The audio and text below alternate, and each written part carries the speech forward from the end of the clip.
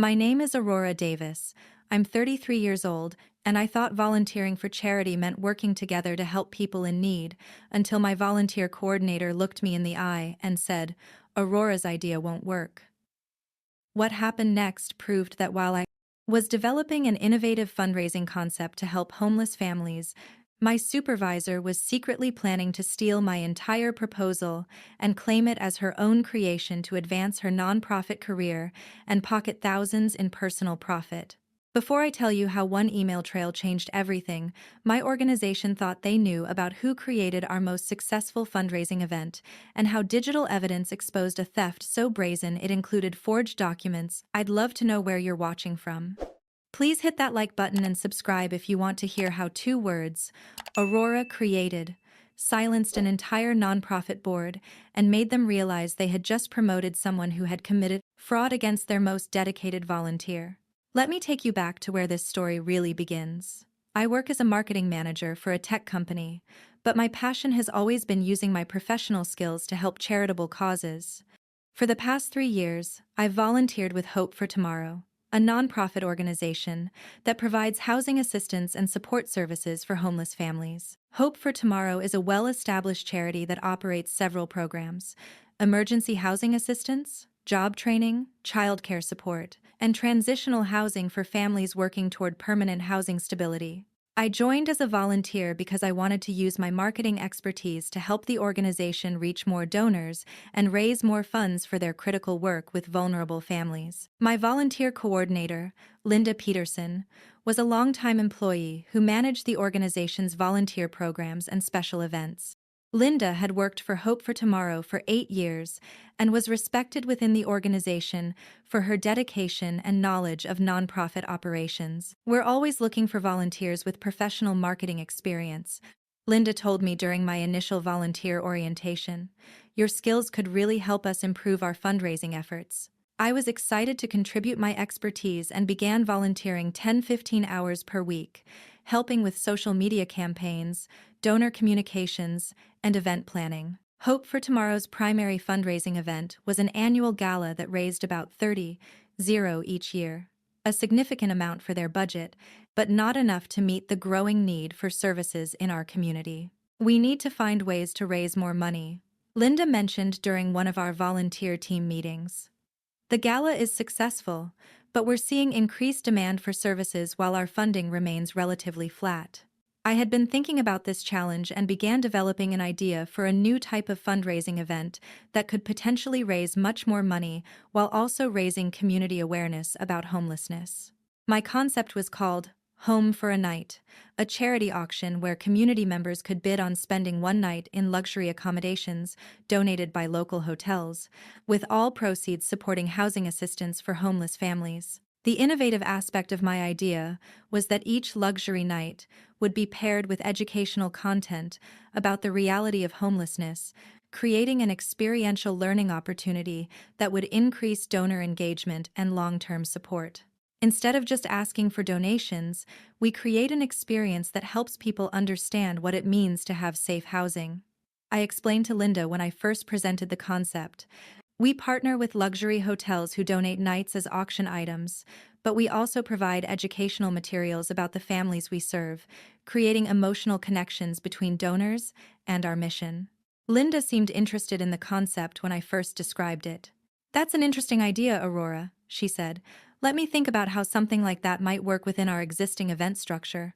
Over the next several weeks, I developed the Home for a Night concept into a comprehensive proposal that included detailed event logistics and timeline, partnership strategies for working with hotels and local businesses, marketing and promotional plans, budget projections showing potential to raise 75,000, 100,000, educational components to increase donor awareness and engagement, follow-up strategies to convert event attendees into regular supporters. The proposal represented dozens of hours of research, planning, and professional quality development work that I contributed as a volunteer. "I think this could revolutionize our fundraising," I told Linda when I presented the complete proposal.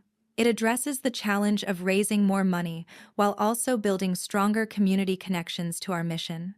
Linda reviewed the proposal and seemed impressed with the level of detail and professional planning I had put into the concept. "This is very comprehensive work, Aurora," she acknowledged. "You've clearly put a lot of thought into this." "I'm excited about the potential impact," I replied. "When can we present this to the board or executive director for consideration?" "Let me review everything more thoroughly first," Linda said. "I want to make sure we think through all the operational implications before taking it to leadership." I was pleased that Linda was taking the proposal seriously and wanted to ensure it was fully developed before presenting it to organizational leadership. 2 weeks later, Linda scheduled a meeting to discuss my home for a night proposal. "Aurora, I've been thinking about your charity auction idea," Linda began. "Great. What are your thoughts?" I asked, eager to hear her feedback and move forward with implementation planning. "I think the concept has potential, but there are some significant challenges that make it impractical for our organization," Linda replied. "What kind of challenges?" I asked. "The logistics would be very complex to manage with our current staff capacity," Linda explained. "And I'm not sure we have the community connections to secure enough high-value auction items. I've already researched potential hotel partners and mapped out the logistical requirements," I replied, referencing the detailed implementation plan I had provided. "I think the idea needs significant development before it would be feasible," Linda continued dismissively. I was disappointed by Linda's lukewarm response to what I considered a well-developed and innovative fundraising strategy. "Would you like me to do additional research or development work?" I offered. "Let's table this idea for now and focus on improving our existing events," Linda concluded. I felt deflated by Linda's rejection of my proposal, especially since she hadn't provided specific feedback about how to address the concerns she had raised. Over the next month, I continued my regular volunteer work, but felt less motivated to contribute creative ideas after having my comprehensive proposal dismissed without serious consideration. But 6 weeks later, Linda made an announcement that shocked me. During our monthly volunteer meeting, Linda announced that Hope for Tomorrow would be launching an exciting new fundraising event. "I'm pleased to share that we're introducing an innovative charity auction called Night of Hope," Linda announced to the assembled volunteers. My heart started racing as Linda began describing the event concept. "Local hotels will donate luxury accommodations that community members can bid on," Linda continued, "and each auction package will include educational materials about the families we serve." She was describing my Home for a Night proposal almost exactly, just with a different name. "This concept has the potential to raise 100 significantly more than our traditional gala," Linda explained, using the same fundraising projections I had calculated in my original proposal. I sat in stunned silence as Linda presented my complete charity auction concept to the volunteer team, as if it were her own original idea. "Linda, this sounds very similar to the proposal I developed and presented to you 6 weeks ago," I said when given the opportunity to ask questions. "There may be some similarities," Linda replied carefully, "but this concept was developed through extensive research and planning over the past several months. The hotel partnership strategy, the educational components, even the fundraising projections are identical to what I proposed," I pressed. "Great minds think alike," Linda said dismissively. "These are logical elements that would occur to anyone developing this type of event." But they weren't logical elements that would occur to anyone. They were specific, innovative components that I had researched and developed through weeks of professional quality planning work. After the meeting, I approached Linda privately to discuss the situation more directly. "Linda, you're implementing my exact proposal," I said firmly.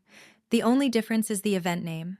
"Aurora, charity auctions aren't a new concept," Linda replied. "Many organizations hold similar events." "This isn't just a charity auction," I explained. "It's the specific combination of luxury hotel partnerships, educational components, and community engagement strategies that I developed. If you feel like your volunteer input influenced the event planning, I appreciate your contribution," Linda said condescendingly.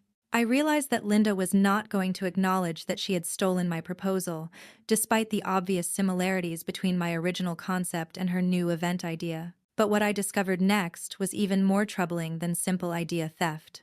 A week later, I learned from another volunteer that Linda had submitted the Night of Hope proposal to the board of directors as her own original creation, and that the board had been so impressed they were considering promoting Linda to development director based on her innovative fundraising concept.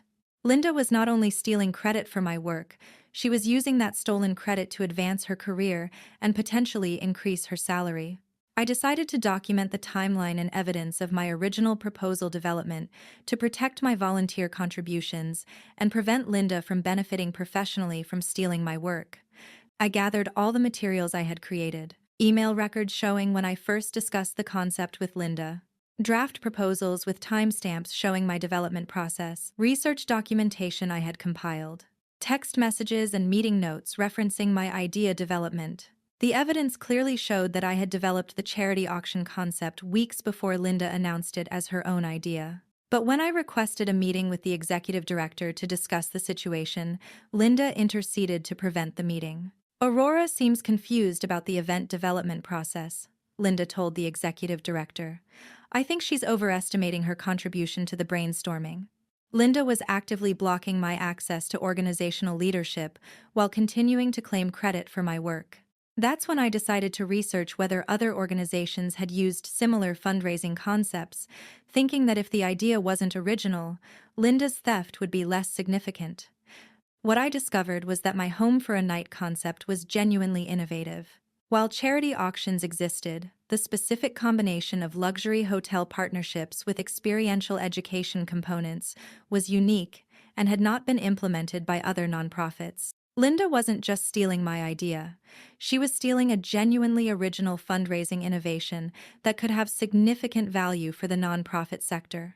I realized I needed to take more direct action to expose Linda's theft and protect my volunteer contributions. I requested a meeting with the board of directors, bypassing Linda entirely by contacting the board chairman directly. Mr. Johnson, I need to discuss concerns about the development of Hope for tomorrow's new Night of Hope fundraising event, I wrote in my email to the board chairman. I have documentation showing that this event concept was originally developed by me as a volunteer proposal, and I'm concerned about how my contributions are being represented to the board. Board Chairman Robert Johnson agreed to meet with me the following week. During our meeting, I presented comprehensive evidence of my original proposal development, email trails showing my initial concept discussions with Linda, time-stamped documents showing my proposal development process, research materials I had compiled for the event concept, witnesses who could verify that I had discussed the idea before Linda announced it. This is very concerning, Mr. Johnson said after reviewing the evidence. Are you saying that Linda presented your proposal to the board as her own work? That's exactly what I'm saying, I replied. She dismissed my original proposal as impractical, then presented the identical concept to the board 6 weeks later as her own innovation. And the board is considering promoting Linda based on this proposal? Mr. Johnson asked. That's my understanding, I confirmed. She's being considered for development director because of her innovative fundraising concept. Mr. Johnson looked troubled as he realized the implications of what I was telling him. We need to investigate this thoroughly, he said.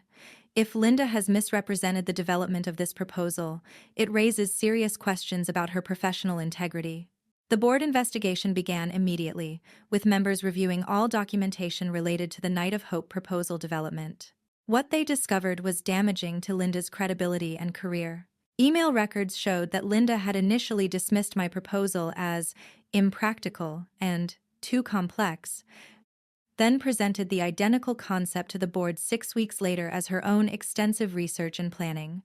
The investigation also revealed that Linda had created false documentation to support her claims of original development. Linda submitted fabricated meeting notes and research timelines to make it appear she had been developing this concept for months. Mr. Johnson told me during a follow-up meeting. She created fake timestamps and backdated documents to support her claim of original creation. The board's investigation had uncovered not just idea theft, but document fraud designed to steal credit for volunteer work. What happens now? I asked. Linda's employment with Hope for Tomorrow is being terminated immediately, Mr. Johnson replied. We cannot employ someone who commits fraud and steals credit for volunteer contributions. Additionally, he continued, we're implementing new policies to protect volunteer intellectual property and ensure that volunteer contributions are properly credited. But the most satisfying part of the resolution came when Mr. Johnson shared how the board was addressing Linda's theft. The board has voted to name the event Aurora's Home for a Night, he told me. We want to ensure that your original concept is properly credited and that future participants understand who created this innovative fundraising approach. We're also offering you a paid position as our development coordinator, with responsibility for implementing your fundraising concept and developing additional innovative strategies. Linda's theft had resulted in her losing her job, while my original work was being recognized and rewarded with a career opportunity in the nonprofit sector. The Home for a Night event was implemented 6 months later and raised $87,000 in its first year, exceeding even my optimistic projections and demonstrating the value of the innovative concept Linda had tried to steal. But more importantly, the event's success validated the importance of protecting volunteer intellectual property and ensuring that people who contribute creative work to charitable causes receive appropriate recognition. Linda's termination sent a clear message throughout the nonprofit community that stealing volunteer contributions would not be tolerated and could result in career-ending consequences. The most important lesson I learned from this experience is that creative work has value regardless of whether it's contributed as volunteer service, and that organizations have ethical obligations to protect and credit volunteer intellectual property. Linda's theft was motivated by career ambition and the desire to benefit financially from my unpaid work, but her fraud was exposed by the digital evidence that documented my original development process. I also learned that nonprofit organizations can and should implement policies to protect volunteers from having their contributions stolen by staff members who might benefit professionally from claiming credit for volunteer work. The woman whose coordinator said her idea won't work learned that innovation and creativity are valuable regardless of the context in which they're contributed, and that digital evidence can expose even carefully planned theft. And the nonprofit employee who thought she could steal volunteer work to advance her career learned that fraud and intellectual property theft carry severe professional consequences, even in the charitable sector. Today, I continue working with Hope for Tomorrow as their development coordinator, implementing innovative fundraising strategies and ensuring that volunteer contributions are properly credited and protected. Linda's career in nonprofit management ended when her theft was exposed, serving as a reminder that professional success built on stolen work is ultimately unsustainable. Sometimes the most valuable lesson organizations can learn is that their volunteers' creative contributions deserve the same protections and recognition as paid staff work, and that stealing from volunteers is both ethically wrong and professionally ruinous. Have you ever had your volunteer work or creative contributions stolen by people in positions of authority? How do you protect your intellectual property when contributing to charitable causes? I'd love to hear your thoughts in the comments below. If this story resonated with you, please hit that like button and subscribe for more real-life stories about protecting creative work, nonprofit integrity, and learning that fraud has consequences even in charitable organizations.